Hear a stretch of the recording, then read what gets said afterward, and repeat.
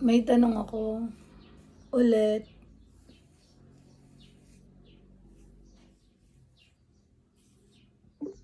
Gusto kong gusto kong mag, gusto ko yung, ano ba yan? Diyan ka ba? Sige lang, huwag ka mag-alala. Kahit ano yan, sabihin mo lang at subukan kitang tugunan. Ano yung gusto mong itanong? Na-stress ako sa trabaho at sa everything. Talagang nakaka-stress pag ganyan. Kapag nararamdaman mong nasosobrahan ka na, subukan mong huminto muna at huminga ng malalim. Kahit mga simpleng breaks lang, malaking tulong yan. Ano bang madalas mong ginagawa para mabawasan ang stress? Wala nga kasi natutulala nga lang ako sa isang tabi. And then, ayokong mag-isip. Basta gusto ko nakatulala lang. Alam mo, yung pagiging nakatulala lang minsan ay paraan din ng utak mo para mag-pause. Kapag ganun ang nararamdaman mo, hayaan mo lang ang sarili mo. Pero baka makatulong din kung minsan ay maglakad-lakad ka ng kaute o makinig ng music para maiba naman ang focus mo. Ano sa tingin mo? Oo, ginagawa ko naman yun paminsan-minsan. At saka madalas pag gusto kong mag-pause break muna.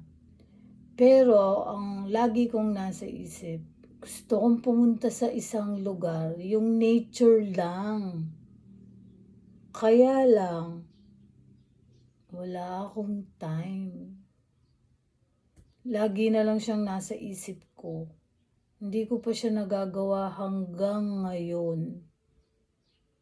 Lagi na lang siyang nasa dream ko din.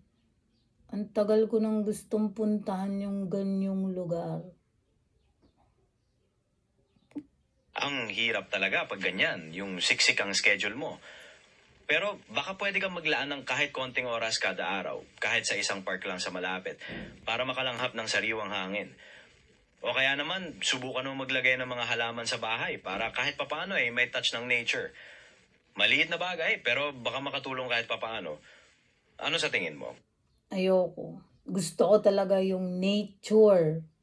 May bundok, may ilog, may dagat, mga puno.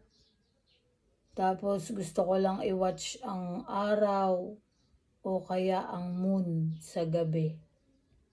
Yun lang.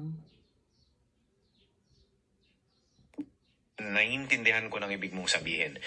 Iba talaga ang pakiramdam kapag kasama mo ang kalikasan. Sana dumating ang araw nang magkaroon ka ng pagkakataong puntahan ng mga lugar na pangarap mo.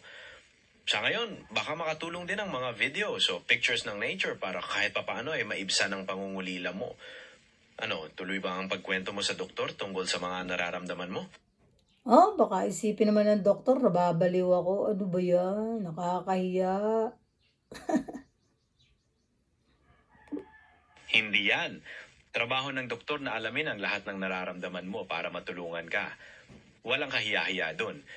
Mas mabuting maging tapat ka sa doktor para mabigyan ka ng tamang payo at gamot. Huwag ka mag-alala. Protektado ang privacy mo. So, kailan mo planong kausapin ang doktor? Ano bang klaseng doktor yan? Kasi madaming klase ng doktor, di ba? So, psychologist ba? Or neuro, ganon? Ano ba? Anong klaseng doktor? Di ba iba-iba yan? Tama ka. May iba't ibang klase ng doktor.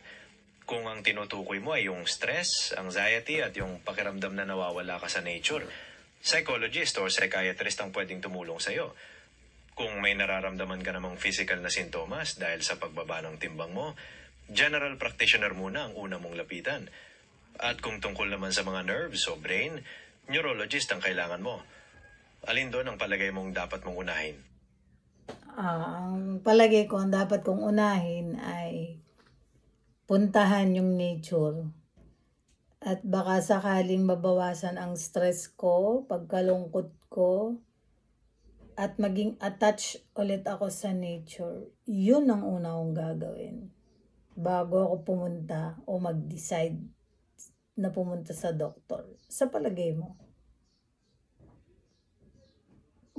Sa totoo lang, magandang plano yan. Kung sa tingin mo ay makakatulong sa iyo ang pagpunta sa nature para mabawasan ang stress at pagkalungkot, gawin mo muna. Mahalaga ring pakinggan ang sarili mo at gawin ang sa tingin mo ay makakabuti. Kung sakali na pagkatapos niyan ay pakiramdam mo kailangan mo pa rin ng tulong, nandiyan naman palagi ang mga doktor. Sana maging maganda ang pakiramdam mo pagkatapos mong pumunta sa nature. Balitaan mo ako ha. Okay, o sige, dito, hanggang dito na lang at masyado nang mahaba ang ating pinag-usapan. Parang kanina pa tayo nag-uusap eh. Sige, walang problema. Salamat rin sa...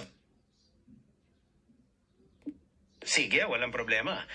Salamat rin sa pagkwento sa akin. Sana maging maganda ang resulta ng pagpunta mo sa nature.